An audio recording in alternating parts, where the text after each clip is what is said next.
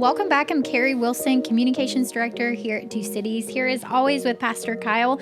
In the past few weeks, Kyle, you've been talking about generosity as we've looked at 2 Corinthians, and we really just did not want to miss this opportunity to talk about the history of generosity and kind of the DNA of generosity in the life of our church. Absolutely. I mean, you can't tell the story of Two Cities apart from many different elements and dimensions, but generosity is at the very top of it. I want to even start by saying and I've tried to honor these organizations publicly, but in churches, I really should say. But apart from FBC Durham, who Andy Davis was here, and apart from the Summit Church and J.D. Greer, there would be no Two Cities Church. And I'm talking about apart from their generosity, and I mean that in the broadest sense of the word. I mean that in the sense of Andy Davis's 4-year investment in me. I mean that in the sense of JD years ago deciding to start a residency program that was going to cost their church an enormous amount of money. Yeah. That people were basically going to work for their church for a year and then be sent out, and then they were going to, both FBC Durham, we can get into all this, both FBC Durham and the Summit made 3-year commitments financially to our church. This is very common if people don't know this. Church plants normally get a 3-year. It's kind of like, all right, you got 3 years to get up and running and self-sustaining. And so, in fact, if you look, this is interesting. If you look at when do churches die, it's usually between years 3 and 5. That's when most church plants die. And it's because the money runs out, and then they go back, or they can't get it again, or they didn't prepare, and that's when, unfortunately, you see a lot of churches in the graveyard. I'm interested for us to talk about that, but just kind of how we've kind of built that into the DNA of Two Cities. Yes. And a lot of the reason we had a lot of generosity up front from people like the Summit and FBC Durham and other churches that came alongside of us with funds, but also like support and resources. But if you're not building generosity into the DNA of your people, then once that goes away. Yeah, I have a lot to say about that. But here's what I mean by that. So I think there are 2 types of church plants, in my opinion, and I teach this to church planters. There is the church plant, we'll make up a place, but there's a church plant that goes to Denver, Colorado, or Los Angeles, California, or Miami, Florida, or Austin, Texas. And we can just start naming places. Or Las Vegas, Nevada. And San Francisco, California, then Seattle, Washington. It's I could just go on and on. Yeah. If I mention to you big, scary, secular cities, and churches go there, what tends to happen, I'm being a little direct here a little blunt, but what tends to happen is lots of churches that feel guilty that they haven't done something in that area, or they just have a pastor for the area. They will give. So what I have found is that churches that go to very explicitly secular areas, they are able to raise a lot of money from the outside of their church. And also what tends to happen is they have very small launch teams. Because they get to San Francisco and there's like 4 Christians in San Francisco. They're like, all right, it's us guys. And then there is all the other church plants, and I put us in that category. And I would say if you went to Charlotte, if you go to Winston-Salem, if you go to Durham, Asheville's its own category. But these are places in which you end up building larger launch teams. Yeah. And this hopefully can all make sense in a second. So here's an interesting part of our story of generosity. I hope I'm correct in this. As far as my memory serves me, we only had 2 churches support us. Now, I mentioned them. FBC and the Summit. We had a couple, I would say we had less than, I'm sorry, that's not true. And Dave's church out of Knoxville, Tennessee also supported us for a year. That's great. Outside of those 3 churches. And we may have had somewhere between 5 other, we might say strategic individuals, families, couples that gave a gift. But what I'm trying to tell you is that's all we had. We did not have, we had a $250,000 budget as a stated goal, and we did not have nearly enough money. And what we did was we did what you're saying, what I'm trying to get at, is we deeply invested in our launch team. And we tried to, what I always say is that I think you minister, and this is Paul's principle in 2 Corinthians 9 and in 2 Corinthians 8, that you minister to people, and that ministry spiritually affects them spiritually, and that they respond spiritually, but they also respond materially. And so one of the things that we did at our launch team, and this is like why I try to honor our launch team so much, and why we're building this launch team for Lexington and everything, is we just said, I took a Randy Alcorn, he wrote the Treasure Principle, as you know. I took his phrase, time, talent, treasure, which hundreds and thousands of churches have taken. And we just said, because I think that's a good summary of what you could be. Some people add temple, your body, but you get it. Time, talent, treasure. And we just said, guys, please don't come. We say it humbly, but please don't come on our launch team, because we're really trying to build a core. If you're not going to be, and whatever this means for you, but if you're not going to be all in with your time, talent, treasure. And so this is here we are on a podcast. This is probably inaccurate at this point. But there was a season where we were, I believe, the only self-sustaining Summit Collaborative church plant at its launch. So it's hard to understand this. It's not that hard. It's hard to explain this. It's hard to explain what this meant. That when the day we launched, we didn't need to grow to meet our needs. And sometimes, not always, churches do silly and goofy and man-made and sometimes against Scripture things to grow because they feel like we need money. Mm-hmm. And by the grace of God and in God's providence, we had the resources in our church through the generosity.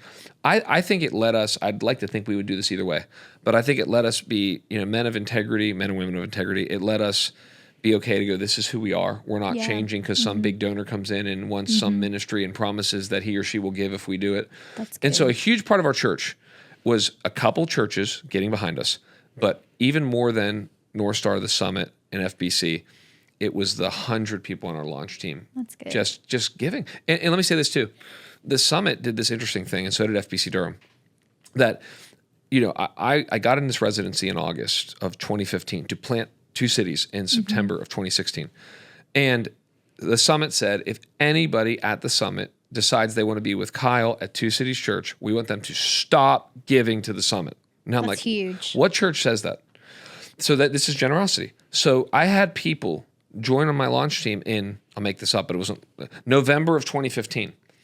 And they were attending the Summit from November of 2015 until they left. Okay, so they didn't leave till May or June. So for 6 or 7 months, they were at the Summit, but the Summit said, please do not give your tithe to us. Give it to this church.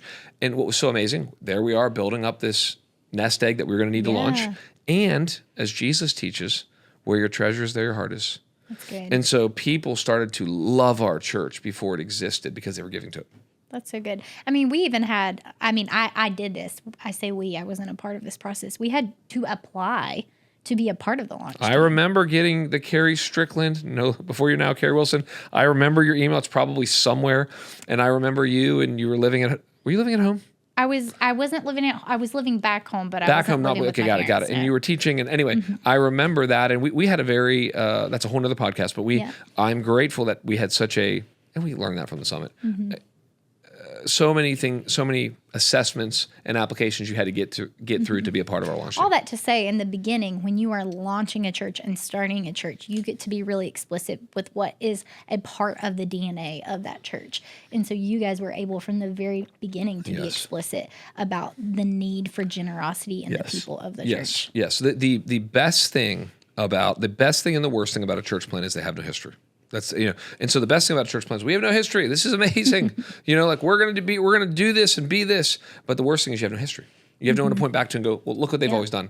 And so we were able to somehow, by God's grace, and maybe this leads even into the Weekender and some other things we do, but we've been able to try to emphasize generosity without churches can get strange and goofy and weird and sideways, but just as a dimension of the overall health of a fully developed follower of Jesus. Yeah, it's really about meaningful membership. Yes. We talk about that a lot. Can you talk about that for a second? How is generosity a part of someone being a meaningful member of the local church? Yes. Well, I mean, these are things I've been saying since day one. And one of them is, hey, if you are not in with your time, talent, treasure, if you don't give, serve, connect, invite, pray, basically, if you don't do the things Jesus says, I don't know what you mean when you say you're a part of our church. Mic drop. That's what so and I really mean that. I'm like it is to poke the bear a little bit, and it is to speak to the Winston-Salem over churched, underreached churchianity culture to say, it's not an option in our church. And of course, this is easier to say now in our church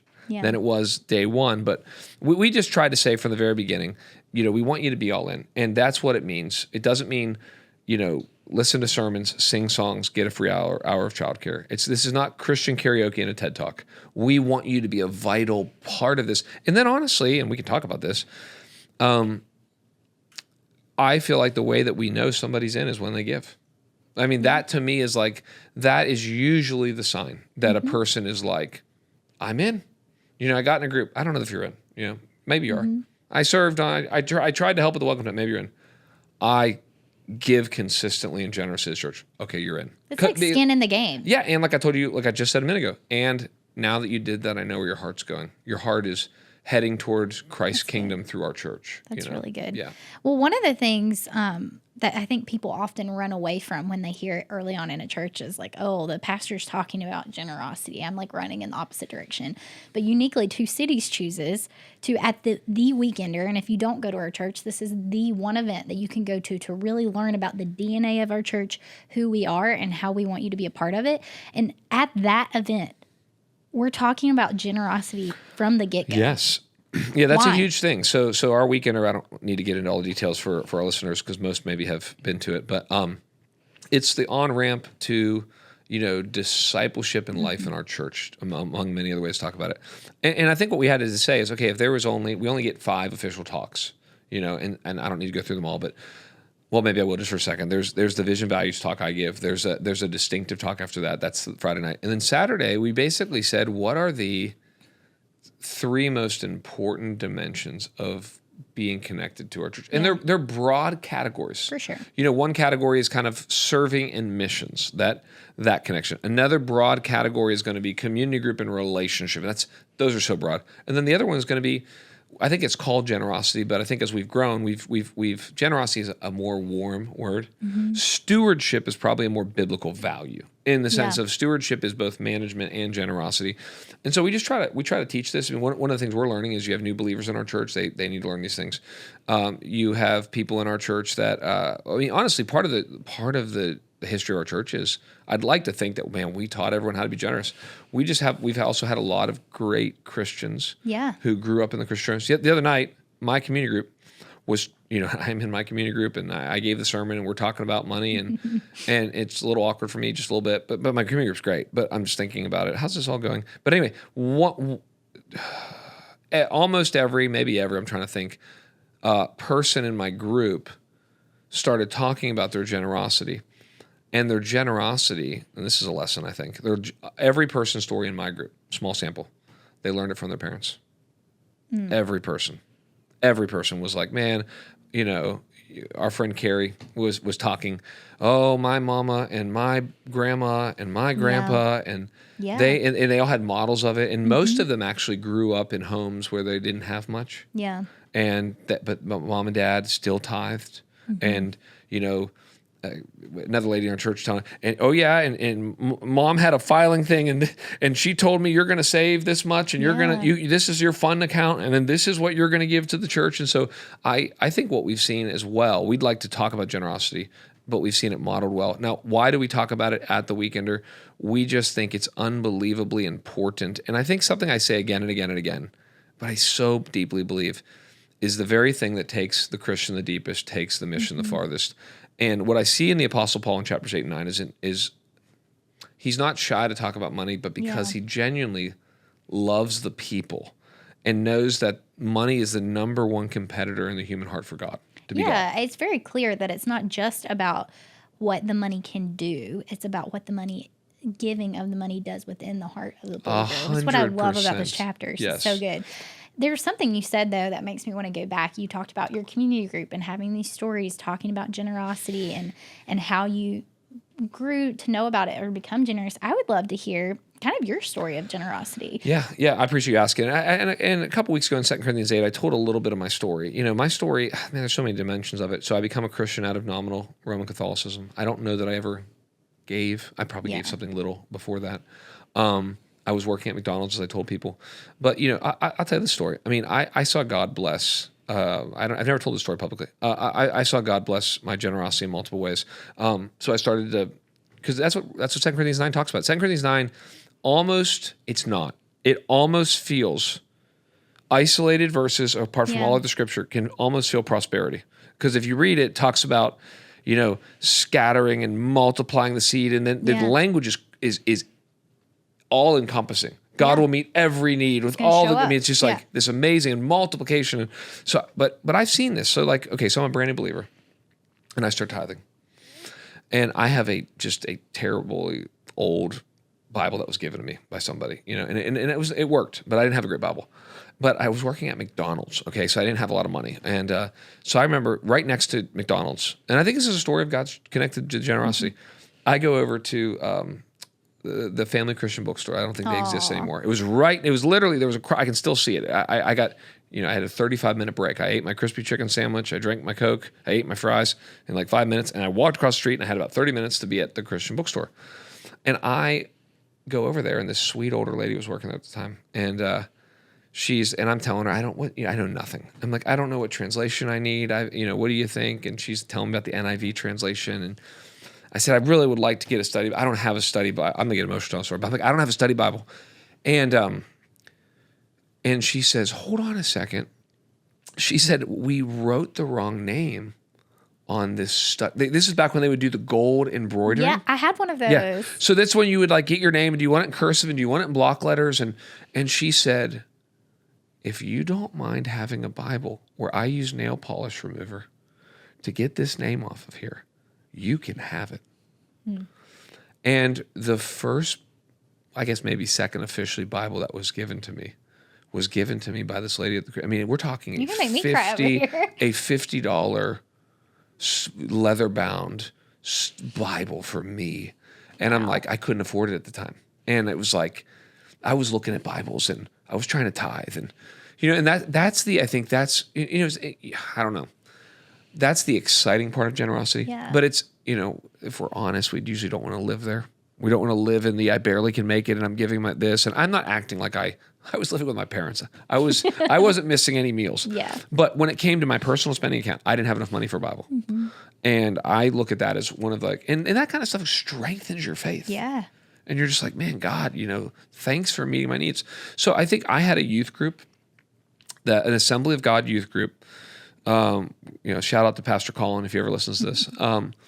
And they were unashamedly about tithing. And they would take an offering in the youth group. Yeah. It was like, that's just, I don't know how many youth groups do that or don't do that. That's just what they did. And so to me, part of my story is I didn't go to, it's a long story for a whole nother podcast. But for the first few years, because my parents, they had lots of questions about my faith, and I came out of Roman Catholicism. And so I actually didn't go to a church, and instead I went to a youth group. They thought you were drinking the Kool-Aid. They were worried about me. And so they said you can go to 2 things a week. And so I decided, I'm going to go to my community group, which was during the week at night with my friends, and I'm going to go to my youth group, because if I can only go to 2 things, those were really big for me. So I say all that to say that was where for the first 2 years of my Christian life, I tithed at my youth group, and they just taught me, like I said the other day, you make $1, you give a dime.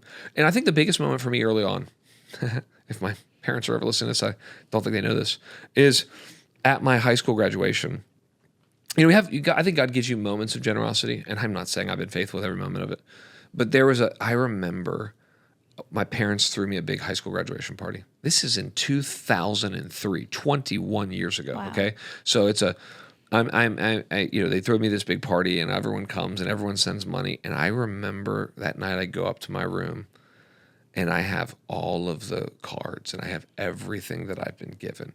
And I don't remember the exact amount, but I remember that it was over $3,000. Wow.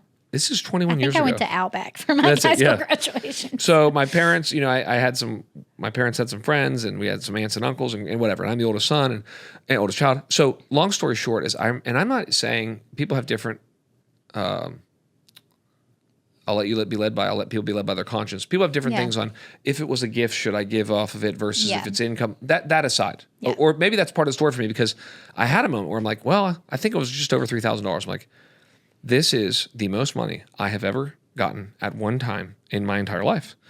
And I decided to tithe off it. And I can remember taking like $320 of that.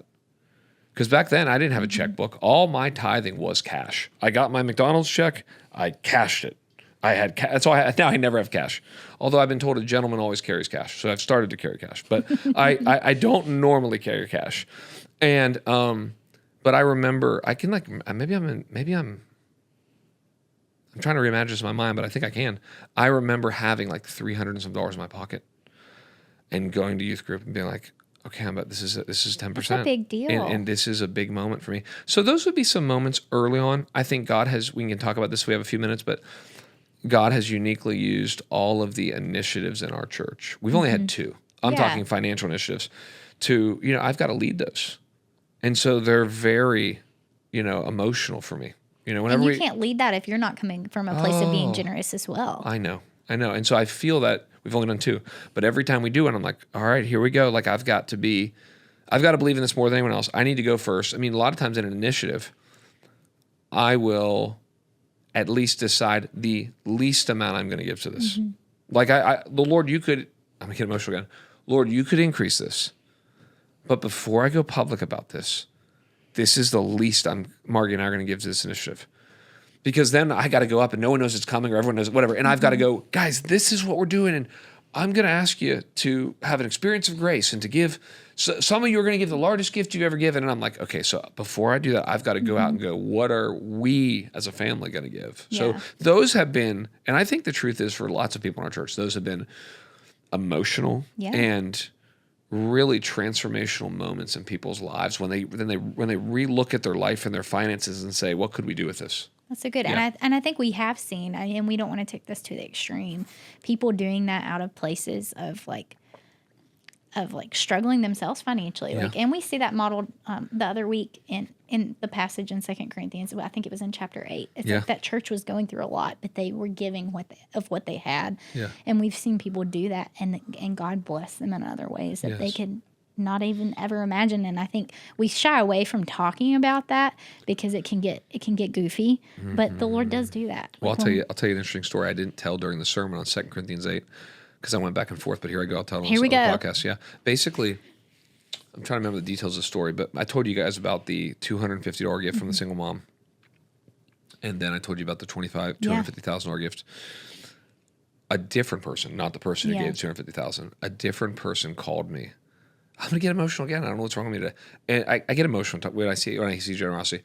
Someone called me and was like, hey, what single mom gave $250? And I said, why? I can find it out. He says, because I want to give it back. So I'm like, if that isn't 2 Corinthians 8 and 9, this lady sacrificially gave, and she had no idea she was getting it back. I think I got to deliver that to her door. Maybe that was you. I did. Okay, I got to deliver. It wasn't me. You guys gave an envelope to me. Yes. And I got to deliver it to this woman's door. And she was just so great. I can't even talk right now because it's so emotional. Yeah. She was so thankful. Well, that's a great moment of the reason I didn't say it on a Sunday, but now I'm saying it on a podcast is because I don't want to say single mom or whatever, or do something, the televangelist move. And I promise that it's going to, but I'm just saying I have a real life example of a single mom who gave $250. And it's actually very Christ-like. And somebody else in our church said, basically, that's not a ton of money for me. Can I just give that to her? So good. And so then she gets the spiritual benefit. This is what Paul talks about. She gets the spiritual benefit of giving to our church, to be a cheerful giver. Yeah. But then she gets it back. It's really powerful. That's really cool. Yeah. That's really cool. And I think we've had a lot of moments like that in the life of our church. We don't have a lot of time left, but can you just paint a picture of some of the moments and milestones of generosity that you've gotten to witness throughout the years at Two Cities? Oh, man, there's so many. Once our church had a launch team, a moment that I always remember is this is going to sound so silly, but people will understand it, I think. We really wanted to have a camera. Do you remember this story? I don't Maybe think you don't. So. You were on our launch team, but basically Pastor Dave, who's really just understands launching things and starting things in public ministry, he had said, hey, I know we're a small church plant. We don't have much of a budget. We didn't. And he was like, man, I think from day one, we need to have a camera. If you know Pastor Dave, he just knows what you need.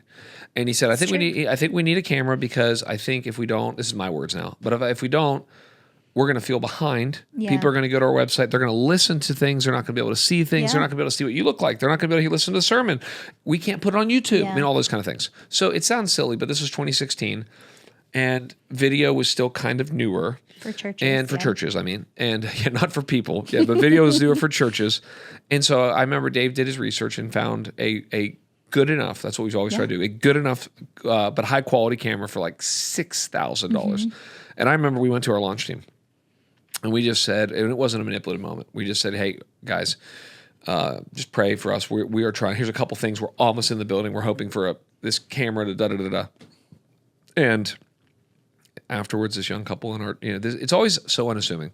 This young couple came up to us and said, well, we'd like to pay for the camera. Wow. And so we got our first camera, from a just couple on our team that said, we got an extra $6,000 for something like this. And, that made it's hard to. That's a sacrificial gift. It was. And it was a moment and we were able to then, whenever we share about generosity, I always try to do names without numbers or numbers without names. But I was able to go back to our launch team and I was able to say, guys, this is incredible. We had somebody in this room, and I won't say who gave this gift. That was a huge moment. I'll say just a couple other moments that but we did a Deep and Wide initiative. Yeah. And I think the stories that came out of that, I think the Commitment Sundays, these Commitment Sundays we've only done them twice in a financial way. When you have the buckets and families and husbands and wives are holding their hands and they're dropping things in. I think when we got into our current building, which is part of our Deep and Wide, Jerry Deacle, God bless him, who's in our Weekender video. Our former building. Sorry, that's what I mean. Thank you. Our former building. When we got into our first permanent home, it's a long story that's very complicated, but if it were not for the generosity of Jerry Deacle and his willingness to be a Christian businessman and to get creative financially with us to help us. And then, of course, just getting into this building. I mean, I hate to make it about it's not about the buildings. But I would say maybe one last thing is I think the generosity of Hold the Rope. Yeah, I was going to say we can't skip that. I mean, we've been doing that how many years now? It's hard. I should know this, at least 5. I mean, we did not do, I don't know why. We didn't do it. It's one of those things where we're just getting everything in the air, but fairly early. We just said it had to be at least 5 years. I thought we were at goal. At goal or I'm still not the sure. First year, So we not? yeah, I need to look that up at some point. I don't know if I think we may started it in the new building. Okay. Or the last year in Gold. Well, basically, remember we did Deep and Wide. That's I don't true. think we did it then. We didn't do it before then. I think we started it right after Maybe our Deep so, and Wide. yeah. Like we were like, man, we did a financial initiative, and now we need to do a one-time offering for local, national, global missions. And people after that first year, every year, were like, "Are we doing Hold the Rope again?" I mean, the people of our church have a heart toward generosity, giving regularly in the church, but also giving on top of that to the things that Lord is doing 100% through your church. Yeah, I mean, I think going back to Hold the Rope, that we always try to have, as many of our listeners will know, we try to have a local, national, global partner. Actually, many of them, and I've seen that people, and I don't know what to do with this. People have different giving passions. We had certain people that when it comes to doing a financial initiative, if it's, I mean, I know several people in our church, if it's a building, tell me about it. I love buildings and I always want to give to buildings because buildings are places and spaces where people meet Jesus. Yeah. But then we've seen other people who it's like, if it's something in Winston, I'm in. Like I mercy grew ministry up of any here. kind. If it's anything that we're doing in this city, we have a lot of the boomer builder generation. I know the builder generation is passing. But the boomer generation and builders, they're very passionate about world missions. Sometimes some of the younger people, they're very passionate about mercy ministry and church planting. Yeah. And so it's figuring out, how to highlight all of that and then see. But one of my favorite moments and I've told this publicly before, is those moments where it comes in, we have enough to give to everybody. Usually what happens every year is we have enough, and we're able to choose some other strategic initiatives or places or people. And I'm not the only one who makes the phone calls, but I love making those phone calls. And, there is a connection between like people do tend to get emotional about generosity, as I have today on this podcast. And what I see is I hear it over the phone because a lot of times these are not face-to-face interactions when I'm calling them to tell them, hey, you're going to get X, Y, or Z. And it's very often an emotional response. Well, I was just thinking about this. Like, I think often unexpected generosity is a picture of our undeserved grace that we receive for the Lord. And it's just this moment of just being so humbled that you can be in this position where someone is like giving you something that you don't deserve and that they didn't have to give. Absolutely. Gosh, I think I want people to hear some of the things that we see generosity doing here at Two Cities. So I think a great way to kind of round this up here is, we say all the time that generosity fuels the mission or moves the mission forward, or however you want to say that. How are we seeing God do that through the generosity of the people of Two Cities? No, that's good. And I highlighted some of these in my sermon, and I was trying to figure out how to do this, because Paul calls it in 2 Corinthians 9, verse 1, he calls giving uniquely the ministry of the saints. Yeah. And so it's this great, in some ways we minister with more than our money, but not less than our money. Yeah. And so I think what I've seen, it's just, I'm trying to think of what we've seen happen. You think about the baptisms that we just saw. You think about, and I highlighted this in my sermon, but, you think about the student mission trips. You think about student mission trips, and then you realize we subsidized, close to half of the cost of that trip for every student who goes on it. And the life so I'm in church the other day, and I'm it's a long story, but I end up sitting and talking to this lady afterwards, and I didn't really know who she was that well. I know her a little bit, but she said to me, she just starts crying immediately before she even get the words out, and she says, I just want to thank you for this church, and my son went on the student mission trip. Oh, wow. And this is what's happening in his life. And this is like just a couple days after the student mission trip. And I'm like, this represents, we had 150 people go on that trip. This represents one of those little stories and the impact that it has when we do it. You think about our student ministry, and I'll stop after this, but we have a lot of people in our student ministry are part of our church, and they've got great families. I want our listeners to know there are people in our student ministry who they don't have spiritual leadership anywhere else. And they show up, and it is that ministry that ministers to them. And so, you give to that, and you realize that's what I'm giving to. I'm giving to these kids who otherwise they don't have dad and mom around, or maybe something tragic happened, which I can think of examples in our church. And now they don't have dad around. And our student ministry steps in, and it's like, man, that building costs money. Those staff cost money. The cookies and events. And when I see them out there with 9 square and cornhole and pickleball, I'm like, let's go. Yeah. And then I'll tell you this. Pastor Spencer called me. He got back from Mexico City, visiting one of our missionaries down there. And I need to be careful in names and talking about us. But basically, he said he took him out to dinner one night because this guy makes no money down there. Yeah. And he was sitting with him, and the guy said, I haven't I'm gonna get emotional. I haven't had steak in a long time. And Spencer's like, you're getting steak tonight. We're getting you steak, and then he's talking to him at dinner, and he's like, man, I don't have any of my books with me. And he's like, Kindle. And so basically Spencer, as the final gift, he had some cash left over from our church to pay for things at the thing, gave him enough money to buy himself a Kindle. That's great. And so it's the big, we're helping AIM, help with sex trafficking. It's that's we're doing that. That's a ministry globally in Cambodia. And we bought a missionary steak after he hasn't had it for a good meal. And we gave him a Kindle so he can study his Bible effectively while he's serving overseas. So you just, and then we're, every Wednesday night students are being ministered to. And so I see such a beauty. Yeah. One last thing I do just want to mention, because I know we got to go soon, but I just want to say I think compassion, which we don't talk about enough. Compassion International. Compassion International is another huge moment of generosity in the life of our church, because that's what I want to end on, because we talked about Hold the Rope, which is yearly, and we've talked about initiatives which have happened. Yeah. But I it was back in 2022, April of 2022, where we did a Compassion Sunday where we had, I'm going to get the number slightly wrong, but close to 440 kids sponsored in our church. And I remember, if you were there, but I don't know if you'll remember this, but at the end of that year, I asked our staff, and I may have asked our elders as well, but I definitely asked our staff, what was the best Sundays of the year? What were the highest moments of the year? And they said 2 things: elder prayer when we'd first done it, and they said Compassion Sunday.